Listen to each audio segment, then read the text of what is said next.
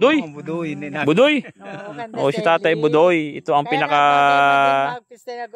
Ito yung kumpare ni Kuya Igna.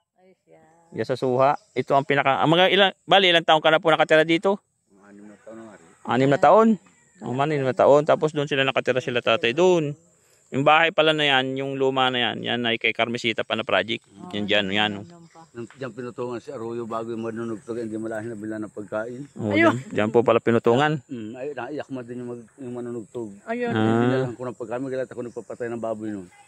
Tapos ito na po yung bago project, mga bilas ko po ito. Yan. Saka yan yung isang building dyan, hindi pa natapos.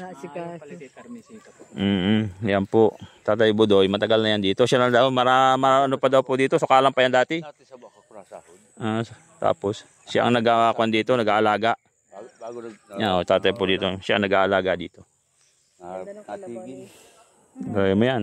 Tagagamas. Kanyang inaano siya nag-aalaga dito. Ayan siya ang nag-linis, tatanggal ang mga amarsikos. Ang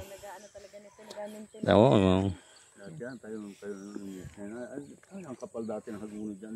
Mga ilan po kayo nakatira dito? Kami lang mag-asawa. Kayo lang po. Mga anak po ninyo. May asawa natin. May mga asawa na rin po.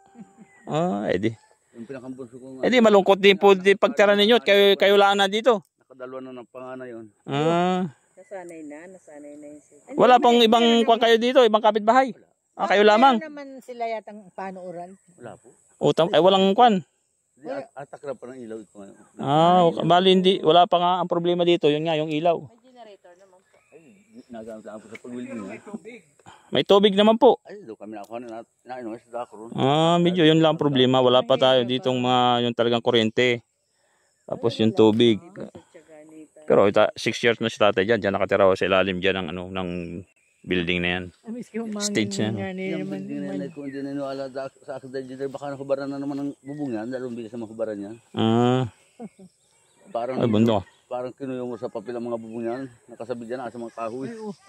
Ay, di po parang binago lang po. hangin yun na inabuhat.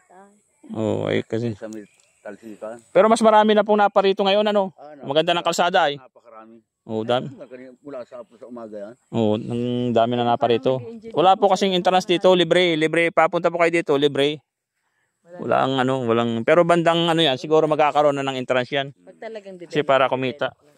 Papupunta sa gobyerno. Yan, Taing Carabao. Yan ito yun na. Yan. Yan po. Tabanong Carabao. Yan nga, yung talagang may maganda kasi may stainless yung barrier. Naula ko pong Carabao yan, 7 pa. Tamo, ang daming alaga ni tatay na Carabao, 7.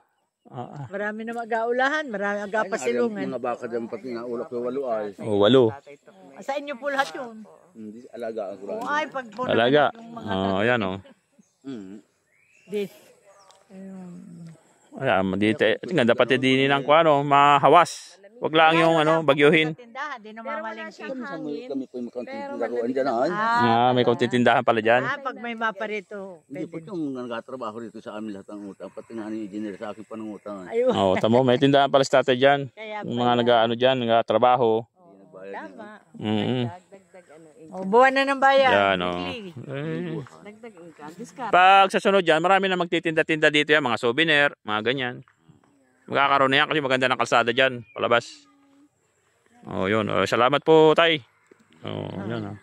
Anong bunga niya? Nabulaklak siya. Ay, kala ko po nung maliit pa na duhat, inalagaan ko maigi. Ako atiduhat Oo, malaki. Ano po yan?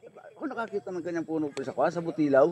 Ay, anong nang... Matigas po ang bunga. Hindi pala duhat yan. Yung puno na yan. Nagmakaisa na pati yan dyan. Ang ganda pa, silungan. Kaya po, kumisa na yung